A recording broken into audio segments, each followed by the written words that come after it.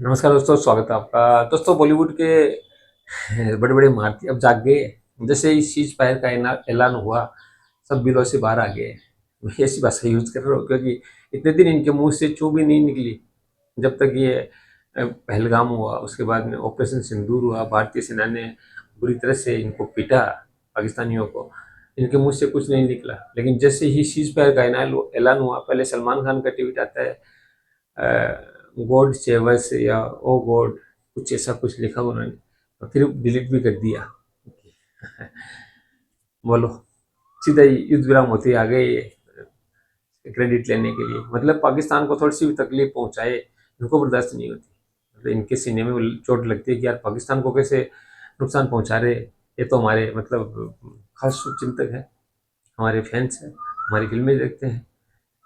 और भी कोई बात हो सकती है, मैं क्या बोलूँ। लेकिन मतलब थोड़ी सी भी मतलब इनको ऐसा शर्म नहीं है कि जब भारत ने ऑपरेशन सिंदूर किया, भारत स्ट्राइक करके आया, उस समय इन्होंने कोई तारीफ में एक शब्द नहीं लिखा।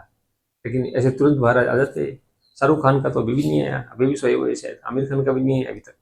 तुर्की के प्रधानमंत्री से मिलते थे, अभी तक कोई इनका नहीं है। आ जाएगा, आने वाला होगा। करीना कपूर का आया, क्या लिखा था, रब्बार रखा।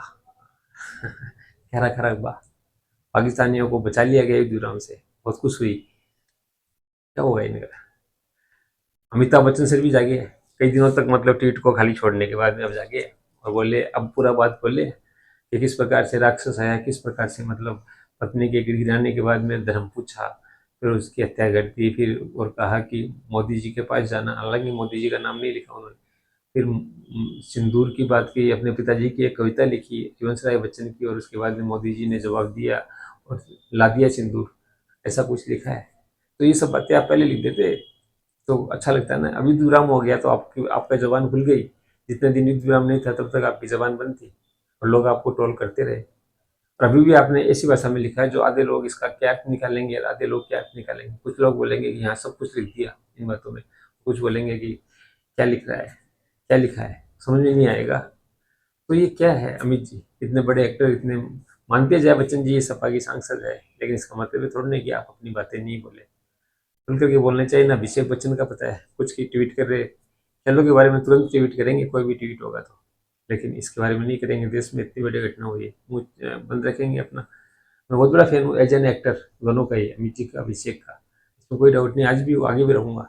लेकिन जिस तरह का मतलब एक अपने सेलिब्रिटी से एक उम्मीद करते हैं, वो हिम्मत दिखाई अजय देवगन सर ने, अक्षय कुमार सर ने, रजनीकांत जी ने। इसके अलावा रितेश देशमुख ने भी लिखा, बहुत से कलाकार, अनुपम खेर, कंगना रनावत, सुनील शेट्टी सर का भी अच्छा स्टेटमेंट था। बहुत से कलाकार थे, रवीना टंडन अभी लिखा उन्होंने तुरंत ही। इसके अलावा रश्मिका मंदाना, इन्होंने हिम्मत दिखाई। सनी देओल सर ने भी जैन लिखा था।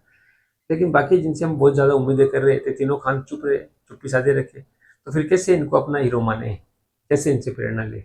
हमारे रियल हीरो तो वाकई हमारे भारतीय सैनिक है, हमारे भारतीय जाबान है, जिन्होंने जो देश के लिए अपनी जान की बाजी लगा देते हैं, और जिनको अगर फ्री हैंड दिया जाता और अभी भी मौका दिया जाता तो पाकिस्तान का और बुरा हाल करते वो हमारे रियल हीरोज। हाँ, हमारे ये रियल हीरोज, जो रियल हीरो है, ये तो रियल हीरो है। और बॉलीवुड का तो आप जानते हैं, शुरू से हमेशा आतंकवादियों की महिमा मंडन करते रहे हैं अपनी फिल्मों में भी, आगे भी करते रहेंगे। इनमें हिम्मत ही नहीं है, साहस ही नहीं है। एक्टर अच्छे होंगे जरूर, लेकिन देश का दिल इन्होंने, दिल जीता नहीं इन्होंने, देश का दिल, देश के दिलों से उतर रहे हैं धीरे धीरे।